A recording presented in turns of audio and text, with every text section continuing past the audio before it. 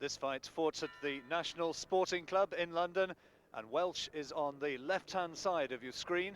Slightly the shorter man with the lighter coloured hair. European champion and British champion. Won the European title in August 1909 and the British title in November of the same year. The fight billed by the Sporting Club is for the World Lightweight title, also a stake of £1,900 up for grabs for the two men.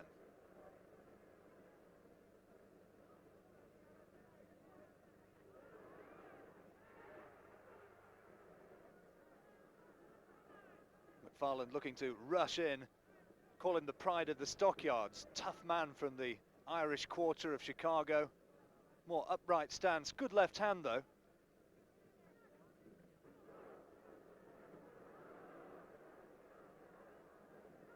And another good flashing left hand from McFarland, and already Welsh is knowing he's very much in a fight here.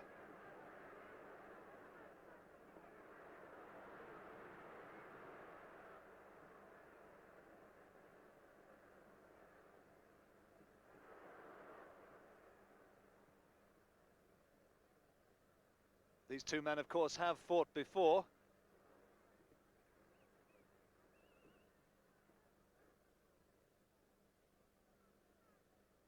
They met in 1908 in the United States. Welsh lost on the first occasion. In the second fight, 25 rounds as a draw.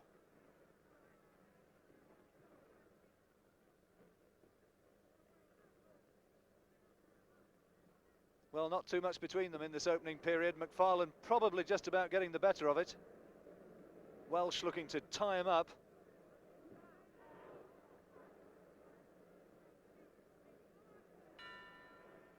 And the round ends with a good right hand from McFarland, who on my card would have taken that.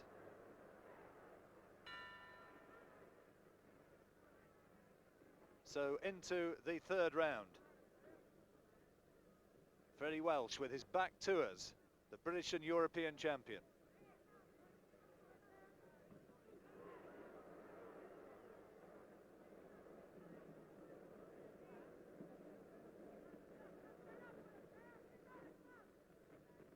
You can see these two men so well matched.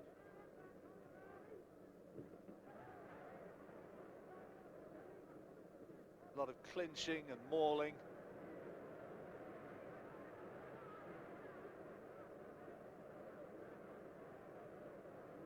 McFarland maybe just beating Welsh to the punch at this stage.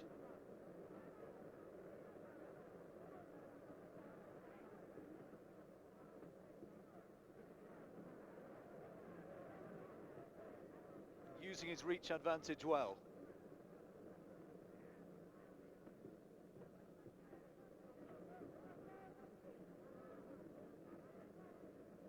Good right hand from McFarland. And again, Welsh just soaking up another left jab and doing not a lot more than just clinch inside, but at last a combination, left-right combination from Welsh. Good right hand from McFarland, good body shot.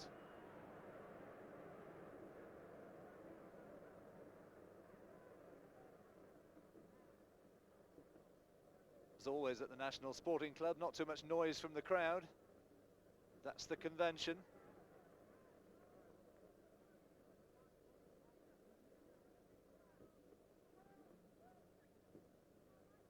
Welsh quick on his feet, starting to use his mobility better, but another good left hand from McFarland, and Welsh took it.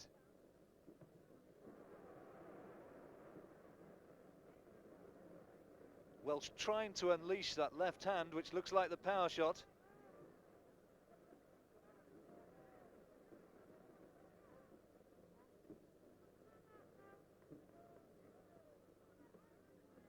A good chopping right there from McFarland, just 22 years old, clearly a very fit and strong man. McFarland lost his first professional fight by knockout, but he's been undefeated since.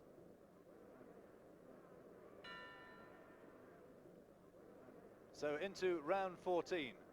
Welsh starting quickly with a couple of clubbing left hooks into the body and using his mobility now, using the full width of the ring. trying to provide a mobile target, just trying to get in and out and score punches, but McFarland, with that reach advantage, is still able to get through and score. Bit of bruising around McFarland's face now, and a look of desperation as he tries to unload his big shots.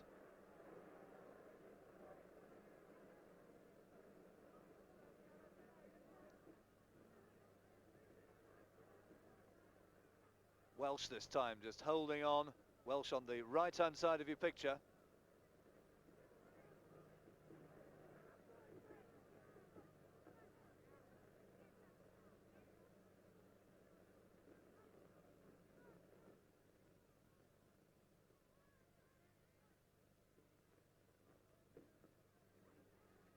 Well, Welsh certainly doesn't want to take any of those big right hands from McFarland. And he only just managed to cover up as the American tried to unload. McFarland with the more static style, and Welsh jumping in again, throwing punches from crazy angles, scoring shots. But McFarland takes them well and comes back throwing 2 or 3 good stiff left jabs. Words for Welsh from his corner.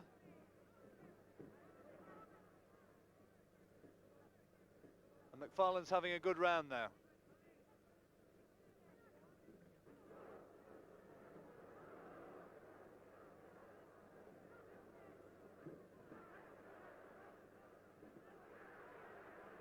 There again, you see Welsh doing little more than just covering up and clinching in close, and soaking up that left lead of the taller American.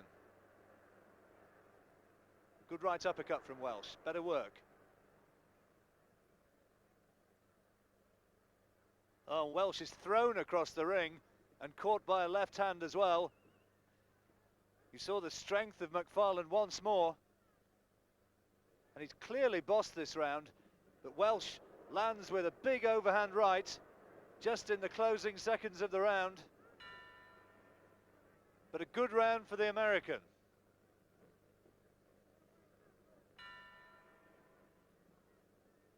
Round 19. McFarland starts it with a long left lead. McFarland with his back to us now on the right-hand side of the picture. Neither of these men truly destructive single punch knockout artists, having to rely instead on the build-up of points over the rounds.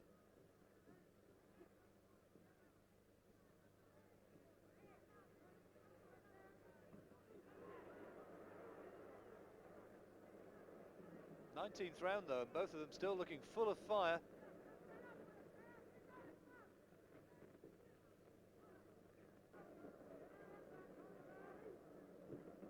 Just get the impression that McFarland may be in close in those clinches, is doing just a little bit more.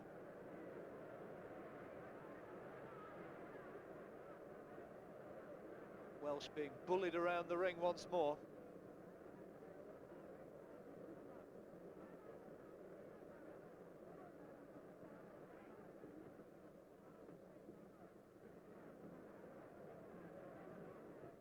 Right, left from McFarland again, and a left lead. And once more, Welsh just wants to hold on, trying to get inside that left hand all the time, trying to work in close. And this time Welsh does get a little bit of success, doubling up well on the left hand.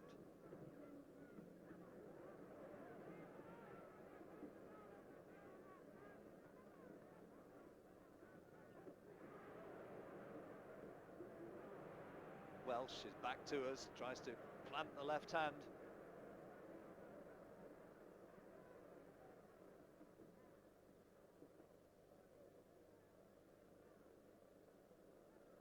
This time he wants to cover up. Again, McFarland onto the offensive. Right hand into the body from Welsh, good body shot. And now McFarland wants to lean on. Welsh beating him twice to the punch with the left hand.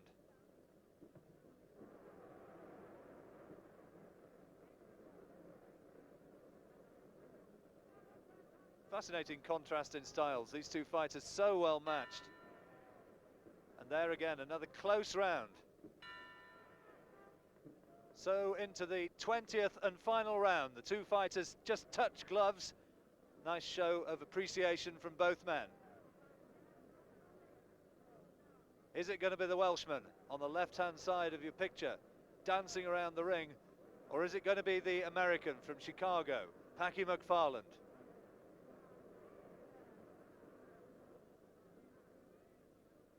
McFarland aims a big right hand, but Welsh saw it coming and comes back throwing body shots of his own.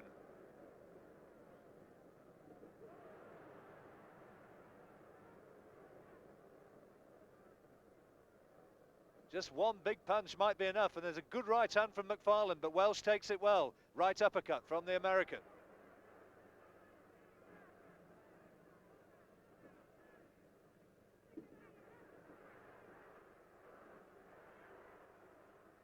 Crucial last moments of the fight.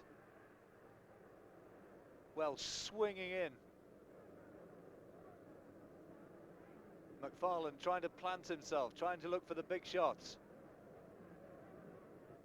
And again, a whistling right hand from McFarland, only just off target. Welsh goes in with a right over the top. And again, the clinch. These men must be so tired, but keeping the action right up to the final bell.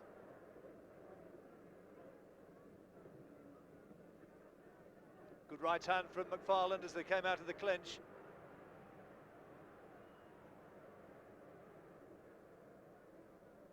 It must be close.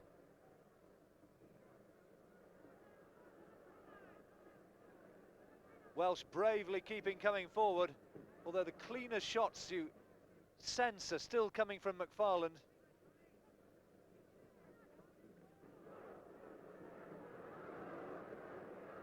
Welsh jumping in with body shots, hoping to sway it, even in these dying seconds. Good right hand from McFarland, and that really backed Welsh up.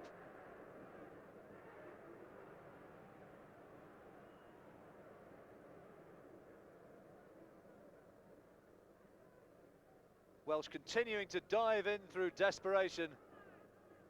Coming up towards the final bell. And there it is. A real fight for the connoisseur. And the result, perhaps quite rightly, from the referee is a draw. You can hardly fail to be able to tell these two men apart. Peerless Jim Driscoll in the black shorts on the left-hand side of your picture. Driscoll regarded as the world's #1 featherweight. Robson in the light trunks, now 34 years old, professional since 1896. Frank Spike Robson from South Shields up in the northeast.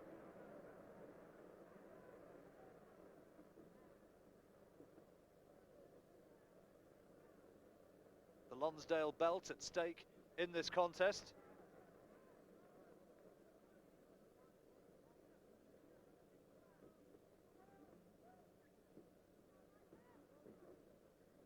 Two men fought 9 months earlier, and on that occasion it was Driscoll who emerged as the victor with a 15th round knockout, and Robson in the end took a pretty bad beating. Driscoll starting well as always behind that classic left jab.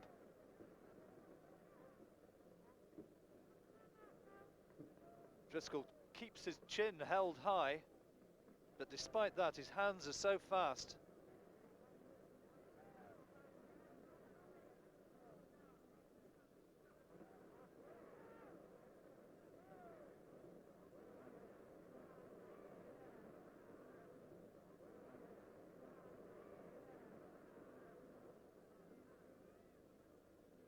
Robson fought for the world lightweight title against Joe Gans back in 1908.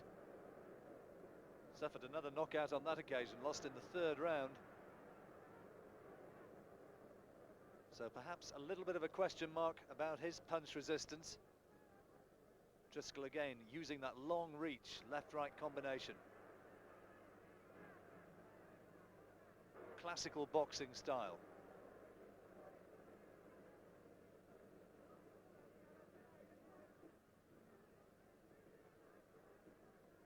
Robson, very much more the brawler, likes to get in close. First time they fought, Robson went in with all-out aggression. This time, a little bit more cagey, and a fairly close opening round. Driscoll perhaps just shading it. Into the third.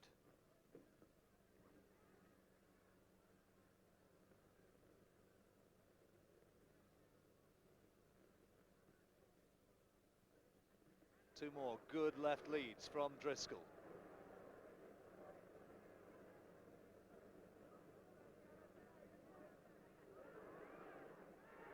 Driscoll, who once said of his opponents, they all knock themselves out trying to get past my defence.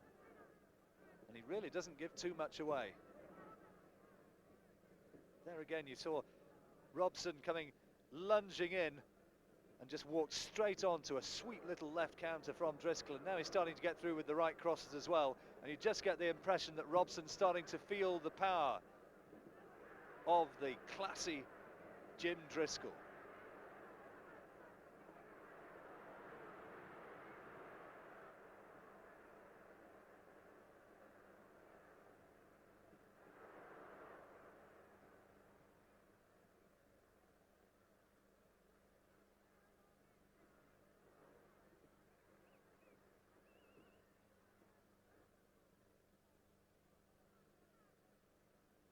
Good right hand. Robson just soaking it up. Trying to land body shots in close. But all the better work coming from Driscoll. And already this fight is starting to look a little bit one-sided.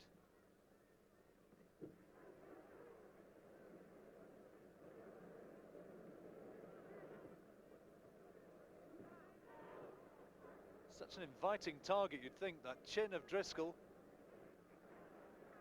He's the one who's doing the pace forcing. And another good right hand from Driscoll.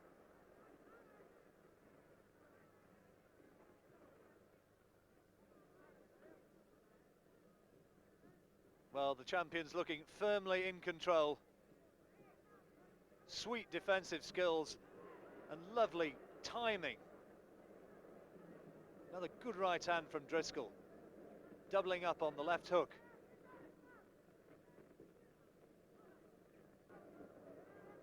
Robson in this third round is being given a boxing lesson. Well, he won that one by a street. Robson's now in the fifth round got to find something special to try and turn this round, because the tide is going against him. And there's only one way that Spike Robson knows to try and do that, and that's through all-out aggression. He's got to risk it. He's got to go for Driscoll, because if he just stays in there and tries to box him, he's going to get a hiding.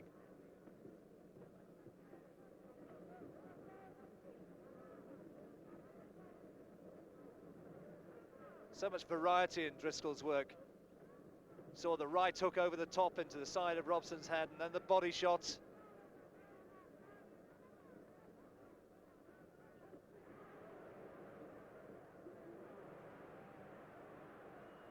Robson trying to draw him into a brawl, trying to rough him up. But in landing one shot, he takes 3 or 4 in response, and then finds an invisible target. 2 more snapping left hands from Driscoll. Left hand, left hook, followed by the right cross.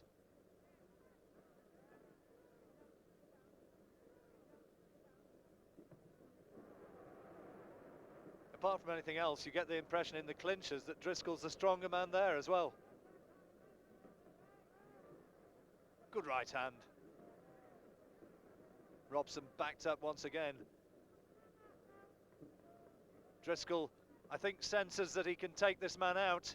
He's looking to tee off with the big right hands over. Oh, good shot! There it was. He'd been looking for that one. Robson straight up again. But Driscoll has got Robson in all kinds of trouble here in the 5th round, and another tremendous right hand from the champion. He'd been looking for that right, and it caught Robson right on the temple, on the left temple, and Robson, Well, the bell can't go too soon for him. He's all over the place here. One more big shot, you get the impression, might be enough. He's bravely coming back, but Driscoll's looking to unload.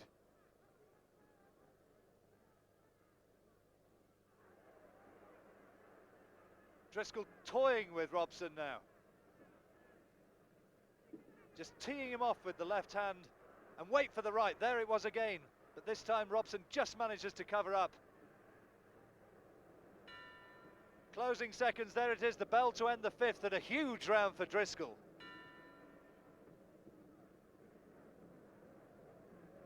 Somehow, Frank Spike Robson, the 34-year-old from South Shields, has managed to survive into the 11th round. But it's been a wonderful exhibition of skills from Driscoll. Bravery from Robson. Virtuoso stuff from Driscoll. Another fast left lead from the champion. The right hand, though, is the danger punch.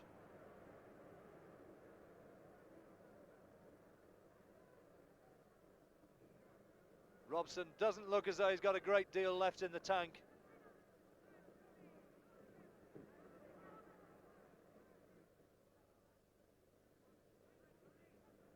Another good right hand from Driscoll, and another one, and once more now Robson's in trouble. Two big right hands, and Robson just holding on. Well, that wasn't the prettiest knockdown you've ever seen, but Robson is all over the place, and it was the two right hands before it which did the damage. Oh, and I don't think this fight has got too long to go now. The referee's taking a good look at it, Mr. C.H. Douglas, outside the ring, and Driscoll is powering on the punches. Robson somehow is managing to stay upright. And there it is, the fight's all over. Jim Driscoll has won once again. A brave effort from Frank Robson, but Driscoll here at the National Sporting Club was quite superb.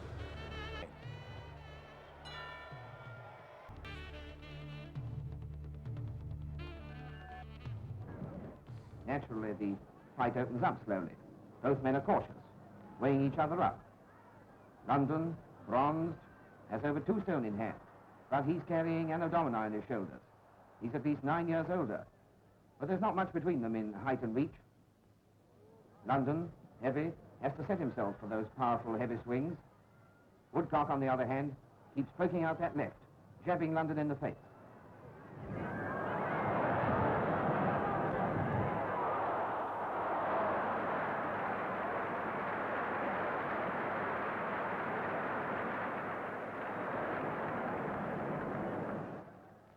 When both men come to close quarters, exchanges are very even. London's attacking more to the body, with Woodcock jabbing away at his face and scoring points at long range. The crowd's rather quiet, but they're watching every move. Both boxers are taking quite a time to make their openings.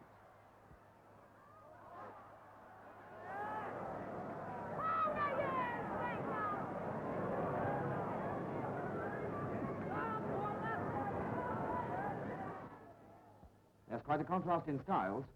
London crouching slightly, ready to let loose a swing with either hand.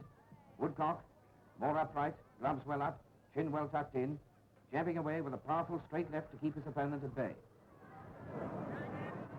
Sit on him! Tackle him!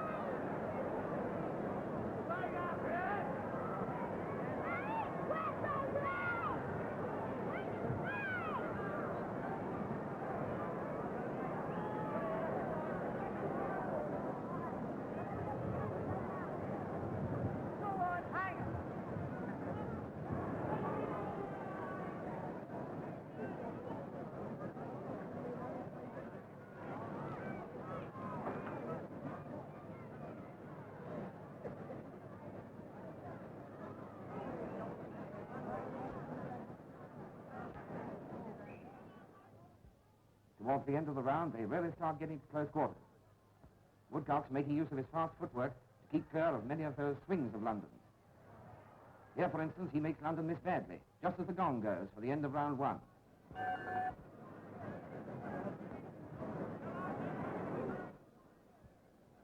And so we come to round 5. London, perhaps sensing himself a shade behind on points, sends over a left and lands on Woodcock's face. The Doncaster boy's face goes down into London's shoulder. And as they come away from the clinch, blood streams from Woodcock's nose. London sends home another punch. As the glove comes away, there's an ugly red smudge right over Woodcock's face. London, sensing blood, goes after his man like a tiger. He attacks fiercely to the body and to the face, and slams Woodcock about the body right onto the ropes until the end of the round.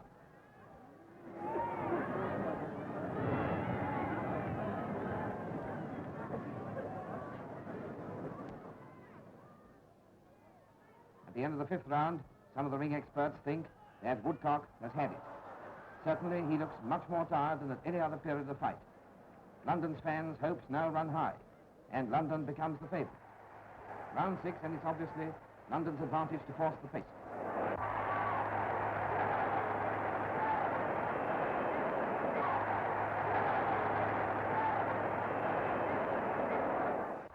But Woodcock, game as ever, comes back at him, smothers London with a flurry of blows, forces the champion back on the ropes.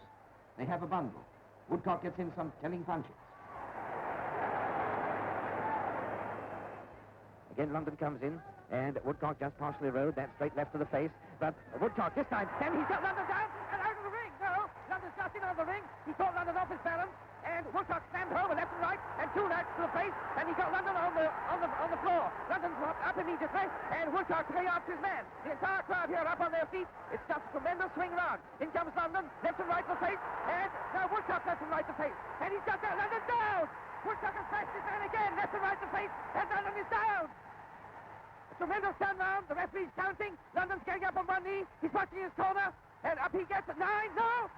London has failed to beat the count. Woodcock is the winner.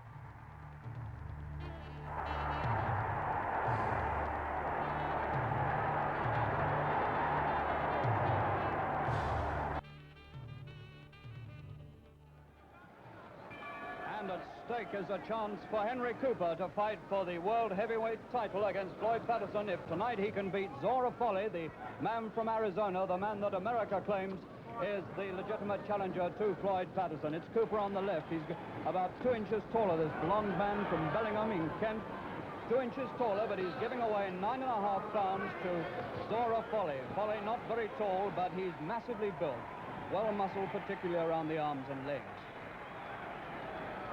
Well, in this first round, it looks very much as though Folley is, in fact, a worthy contender for the world heavyweight title, because he's moving fast and he's moving sharply. And he's beating Cooper to the punch with the left hand. Watch those stinging left jabs and those beautiful follow-up rights from Zora Folley. Cooper a little bit out of distance with the left hand. Folley looks really good and classy in the opening stages of this contest. And Folley obviously has heard about Cooper's left hook, because you'll notice that always he's moving around to his own left hand. He's edging away to the left to keep away from Cooper's left hand. And he's keeping plenty of distance between himself, except when he chooses to go in. He's not letting Cooper really get to work with the left hook or the left jab.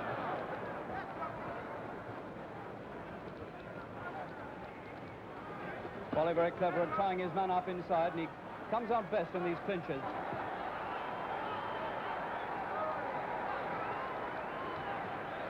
And here's Cooper back to his corner, and we're all saying at the ringside now, has Cooper bitten off more than he can chew? They come out for the third. Cooper on the right, taller, blonde, worried possibly about the left eye, because it's the left eye that invariably gets cut when he fights. And Folley knows this, and he's trying to cut that right eye, that left eye. Do you see how he put that right across there? Cooper must try and protect this left eye of his, because it really is vulnerable. And once that goes, it's a terrible handicap against a man of Folley's class.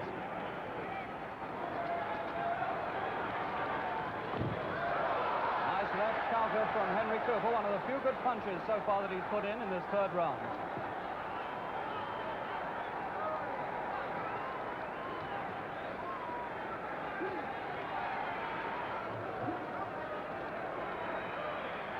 Whenever he gets the chance, Folley is stabbing away at Cooper's left eye. And there's a punch, and that punch opens Cooper's left eye. It's bleeding now. It's bleeding above and below. In this third round, 4 good rights from Folley, and Cooper is on the floor. He's on one knee. He's not badly hurt, but he's dazed. He's taking a rest. He comes up at 8, and Cooper is in trouble, bleeding from above and below the eye. He's got to watch Folley's right. 4 of those went in that time, and the last one put Cooper down. Cooper at bay is a picture of a man at bay. The Englishman in desperate trouble as Folley comes forward. But at this crucial stage of the fight, when Folley should be going all out, look at this American, the man they say is number 2 in the world. He's not really got the killer instinct. He's not going to Cooper and really punishing him as he should be. He's got the chance to win in this third round, but he's not following it up.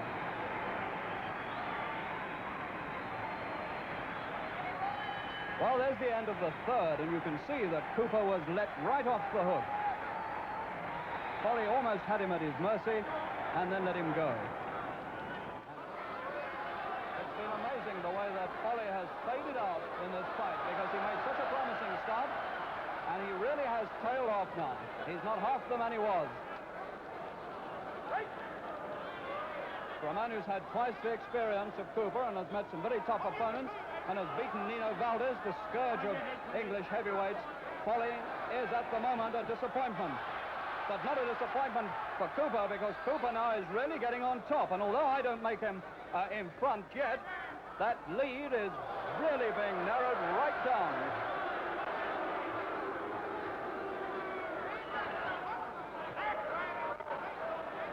And now we're in the 9th round. And at the beginning of this round, I only made Folley a quarter of a point ahead. So Henry Cooper is right in the fight with a chance to win, and the whole of Wembley knows it. Cooper being pushed to the ropes there more than a punch, but Cooper still impressively jabbing away with the left hand at every opportunity, poking it all the time. It's not into Folley's face. Folley gets a warning for rubbing his head up against Cooper's eye, and Cooper's eye now, which has been terribly well patched up by his corner, has begun to bleed quite copiously again as Folley rubs his head against it in the clinches. But Cooper is undismayed and undisturbed. He's boxing the right way. He's outboxing and out-jabbing Zora Folley, the number 2 in the world. Beautiful left hands all the time to Folley's face. Not much variety about it, but you don't need variety if you're doing well with one particular punch, and Henry Cooper is doing well with his left jab.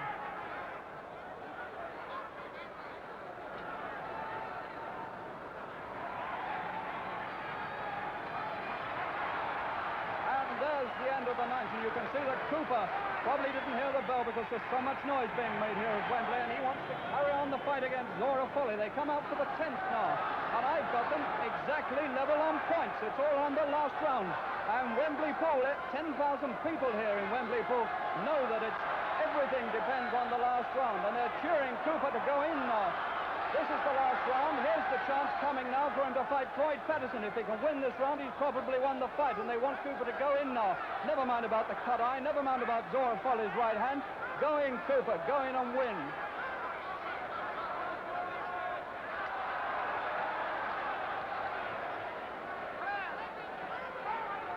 Cooper with his back to us, still jabbing away with the left hand, giving it everything he's got.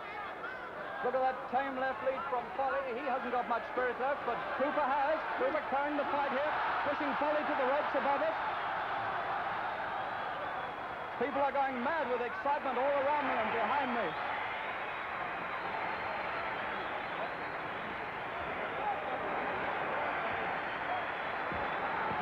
Standing toe-to-toe now, Henry Cooper with Zora Folley. Look at this effort he's putting in at the finish here. That cloud of smoke coming up over the ring. It's almost as though explosions are taking place in the ring, and they are, because Cooper now doesn't care about anything. He just wants to win. And he's standing there absolutely toe-to-toe, and he's going to slug it out to the final bell. And there is the final bell, and Henry Cooper has won. He's won it on that last desperate round. Henry Cooper wins and gets his chance to fight Floyd Patterson for the world title.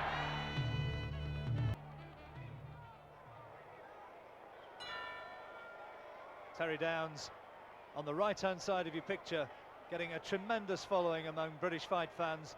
A real all-action fighter. They call him the Paddington Express. The crashing, smashing, dashing Terry Downs. Well, he may be just one fight away from a world title. He's gunning for a shot against Paul Pender. And if he can come through this, which is a tremendous test, because Giardello is still a very, very live contender himself. If Downs can come through this, then maybe he will get that shot at the world title.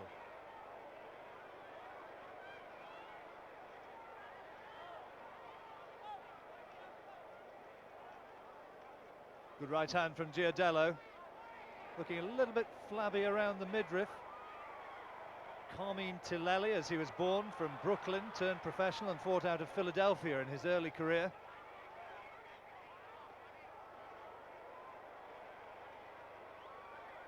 Nice left hand from Downs.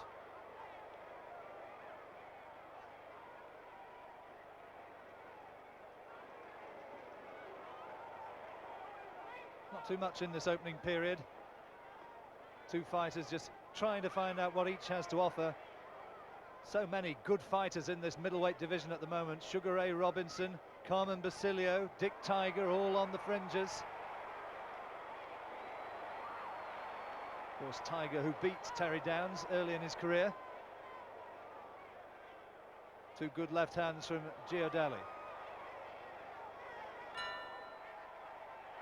Well, not too much between them. Into the sixth, and Downs has been building up points well behind that left lead. Giardello, a little bit more ponderous in his approach.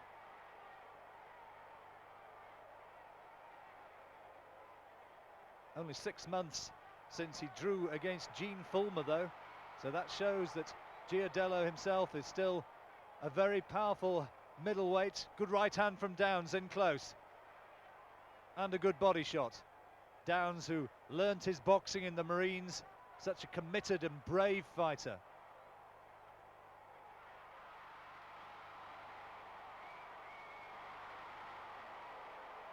Good left hand from Downs and the uppercut. He's putting his punches together well now.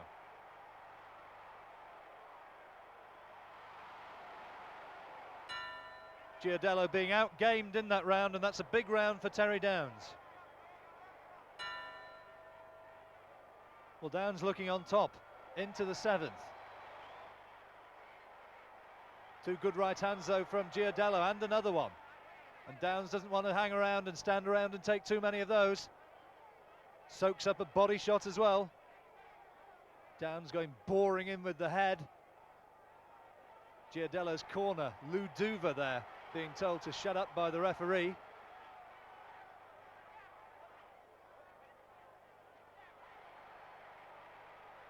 Well, this is real toe-to-toe action now. And Giardello, having had a very, very rocky sixth round, is right back in it in the seventh. Downs, who's been working behind that left lead, he's probably ahead on the scorecard at the moment, but maybe not too much between them, and Giardello is having a good round in the seventh. Another good left body shot. Does have a tendency to drop the right hand though, and Downs can see that, and he's going scoring in with two good left hooks to the head. Giardello just wants to lean on after taking those shots, and well, he might. He just tends to leave that right hand low, and he looks a little bit unsteady as he came away from the ropes, and Downs maybe senses that. Two more good jabs from Downs. And then he makes Giardello miss. Well, that was a fascinating round. Giardello starting well, Downs coming back. So into the 10th and final round. And is the crowd pleasing Terry Downs going to get the win he needs to move him towards a world title shot? Giardello flat-footed. Good left though. Downs still looking full of bounce, full of energy. The younger man, of course.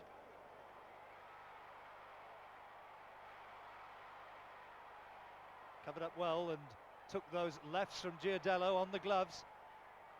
And then beats the American to the punch. Giardello trying to unload with hooks, but once again, Downs covering up well, and that's the end. 10th round over, and Terry Downs has won it.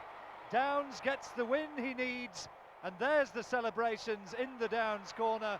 And well they might, because he's moving now towards a world title shot, and the future is looking very, very bright indeed for this crowd-pleasing man from Britain, Terry Downs. A fine victory here tonight.